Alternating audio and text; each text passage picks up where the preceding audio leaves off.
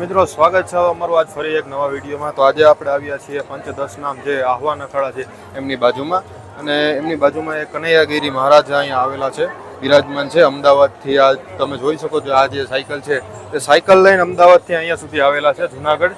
અને તમે એને જોઈ શકો છો કે અત્યારે જે હાલ જે ભાવિ ભક્તો આવેલા છે એમના માટે અત્યારે પ્રસાદી તૈયાર કરી રહ્યા છે। તમે જોઈ રહ્યા છો અહીંયા કે મહારાજ ખુદ પોતે પોતાની હાથે જ લોટ બાંધી રહ્યા છે, અને જે ભાવિ ભક્તો અહીંયા છે તેમને ખવડાવવાના છે આજે। તમે આપણે જઈએ કનૈયાગીરી મહારાજ પાસે અને જોઈએ એ કેવી રીતે ભક્તો માટે પ્રસાદ તૈયાર કરી રહ્યા છે। તો મિત્રો તમે જોઈ શકો છો કે કનૈયાગીરી મહારાજ છે એ રોટલીનો લોટ બાંધી રહ્યા છે। અત્યારે જે અહીંયા ભક્તો બેઠા છે તેમના માટે પ્રસાદ તૈયાર કરી રહ્યા છે બાપુ ખુદ પોતાની હાથે। ઓમ નમો નારાયણ, ઓમ નમો નારાયણ। અહીંયા જે બેઠેલા જે ભક્તો છે તેમના માટે કનૈયાગીરી મહારાજ ખુદ પોતે રોટલીનો લોટ બાંધી અને પ્રસાદ તૈયાર કરી રહ્યા છે, તમે જોઈ શકો છો। અને આ જે દેશી ચૂલો છે, મતલબ કે જે આજે તમારી સામે ધૂણો છે તેમાં જ આ રોટલા તૈયાર કરવાના છે કનૈયાગીરી મહારાજ। અહીંયા બાજુમાં ગુરુદત્ત મહારાજ બિરાજમાન છે, અને એમની બાજુમાં જ અખંડ ધૂણો છે, અને એ ધૂણામાં કનૈયાગીરી મહારાજ રોટલા બનાવવાના છે। કનૈયાગીરી મહારાજ છે એ અહીંયા રોટલી બનાવી રહ્યા છે, અને એમના ગુરુ ધનરાજગીરી બાપુએ અહીંયા ભાવિ ભક્તો માટે શાક તૈયાર કરેલું છે। તમે જોઈ શકો છો અહીંયા કે ધનરાજગીરી મહારાજીએ ભાવિ ભક્તો માટે અહીંયા શાક બનાવેલું છે, એ તમે જોઈ શકો છો। તો મિત્રો શિવરાત્રિમાં આવો તો ભક્તિ, ભોજન અને ભજન ત્રણેયનો સંગમ અહીંયા તમને જોવા મળે છે। અહીંયા કનૈયાગીરી મહારાજના ગુરુ ધનરાજગીરી મહારાજ છે, ઓમ નમો નારાયણ બાપુ, અને એમની બાજુમાં જ ગુરુદત્ત મહારાજ બિરાજમાન છે અહીંયા। તમે એમના પણ દર્શન કરી શકો છો। અને ગુરુદત્ત મહારાજની બાજુમાં જ અખંડ ધૂણો આવેલો છે, તેમાં જ આ શાક તૈયાર કરેલું છે, એટલે આ પ્રસાદી સ્વરૂપ છે આ। અને ધનરાજગીરી મહારાજના ગુરુ એમનો પણ ફોટો અહીંયા છે, તમે તેમને જોઈ શકો છો। બહુ જૂનો ફોટો છે આ, તમે જોઈ શકો છો। એ 40 વર્ષની ઉપરનો આ ફોટો છે, તમે આ તમારી સમક્ષ છે, તમે એમના પણ દર્શન કરી શકો છો અને ધન્યતા અનુભવો। ઓમ નમો નારાયણ। અને ધનરાજગીરી બાપુમાં અહીંયા મસ્તરામ બાપુ પણ બેઠા છે, તેમના પણ તમે દર્શન કરી શકો છો। જે કનકાઈ માતાજીનું મંદિર છે ગીરમાં, સાસણમાં, ત્યાંના છે, અને ત્યાં એમની બાજુમાં મઢી આવેલી છે હનુમાનજીની। અને દરરોજ સિંહ દીપડા સાથે જ એમનું રહેવું કહેવું છે, અને એમને કોઈ સિંહ દીપડા કોઈ રંજાડતા પણ નથી એવું એમનું કહેવું છે, અને દરરોજ સિંહ દીપડા સાથે જ રહે છે મસ્તરામગીરી બાપુ। ઓમ નમો નારાયણ બાપુ, ઓમ નમો નારાયણ। એમની પાસે પણ ગુરુદત્ત મહારાજ બિરાજમાન છે, તમે એમના પણ દર્શન કરી શકો છો। તો મિત્રો હવે આપણે કનૈયાગીરી મહારાજ પાસે જઈએ અને જે ભાવિ ભક્તો માટે રોટલા તૈયાર કરી રહ્યા છે તે આપણે જોઈએ।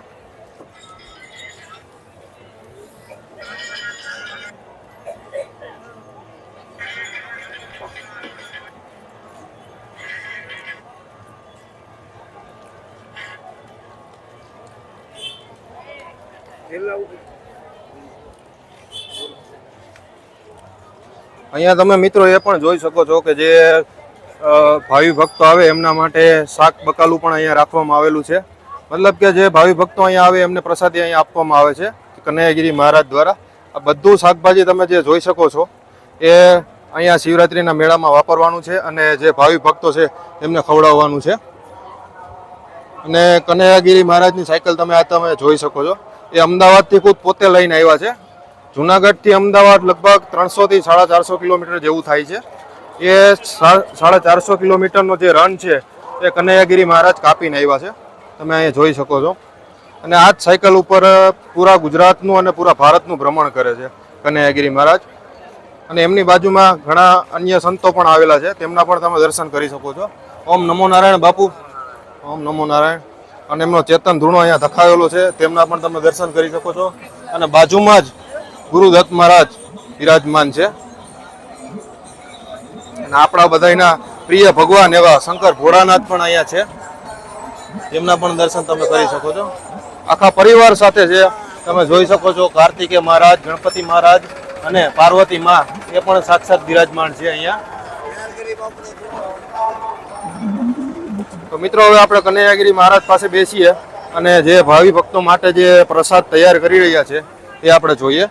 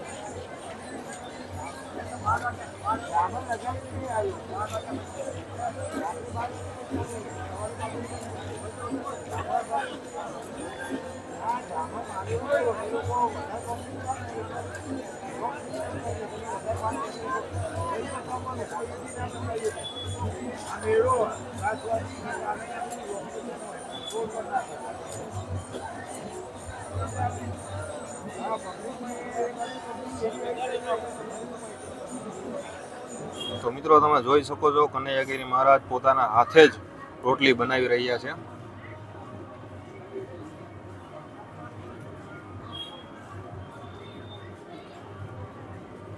આ પ્રસાદ જો તમને ખાવા મળી જાય તો તમારું નસીબ બદલી જાય અને ચમકી જાય.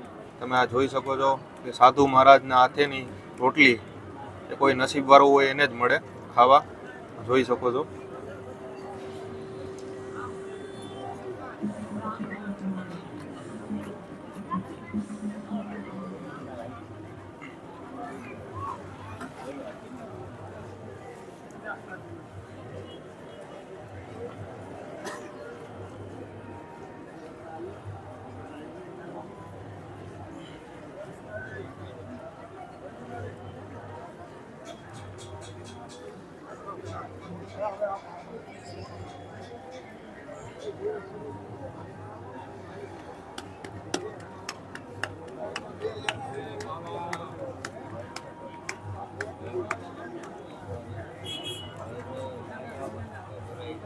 મિત્રો તમે જોઈ શકો છો કે એકદમ ગોલ રોટી બની છે અને આનો સ્વાદ પણ એવો જ હશે. દેશી ચૂલામાં રોટલી બનાવેલી છે એટલે.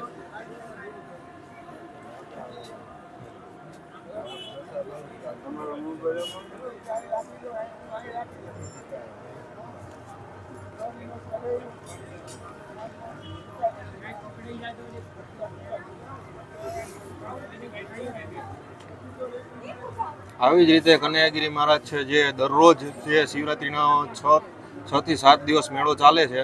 6 થી 7 દિવસ આવી રીતે અહીંયા જે ભાવિ ભક્તો આવે છે કનૈયાગીરી મહારાજની ત્યાં તેમને પોતે જ પ્રસાદ બનાવીને ખવડાવે છે.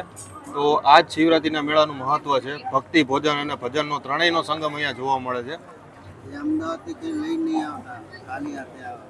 તો બાપુનું કહેવું એવું છે કે અમદાવાદથી આવે છે ત્યારે ખાલી હાથે આવે છે અને અહીંયા આવે ત્યારે બધું એમની પાસે આવી જાય છે.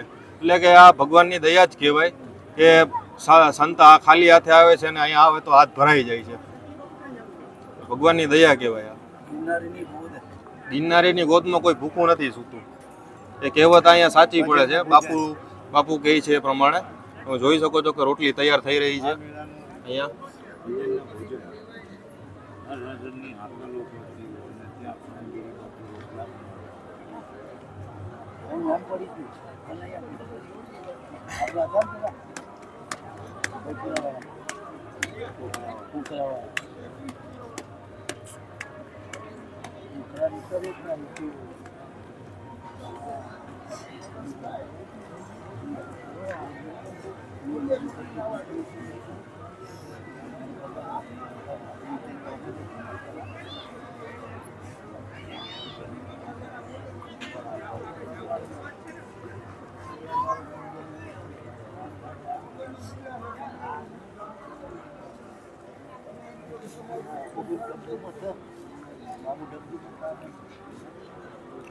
તો જોઈ શકો છો કે રોટલી તૈયાર થઈ ગઈ છે અને એકદમ ગોળ અને મસ્ત રીતે પાકી ગઈ છે. તમે જોઈ શકો છો તમારી સામે. અને હજી આવી જ રોટલી બનાવી રહ્યા છે કનૈયાગીરી મહારાજ. અહીંના જે ભવનાથમાં જે ભાવિ ભક્તો આવેલા છે તેમના માટે જોઈ શકો છો પોતાના હાથે જ બનાવી રહ્યા છે.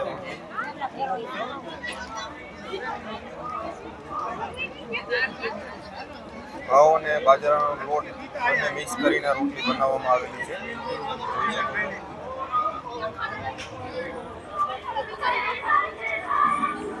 જય ગિરનારી, જય ગિરનારી.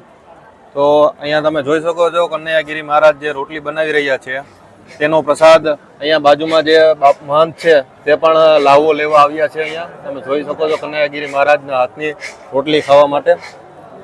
તો મિત્રો અહીંયા ભાવિ ભક્તો પણ બેઠા છે કનૈયાગીરી મહારાજના હાથનો પ્રસાદ લેવા માટે બધા. અને હું પણ અહીંયા બેઠો છું કનૈયાગીરી મહારાજના હાથનો પ્રસાદ લેવા માટે. તમે જોઈ શકો છો કે બાપુના માટે થાળી તૈયાર થઈ રહી છે.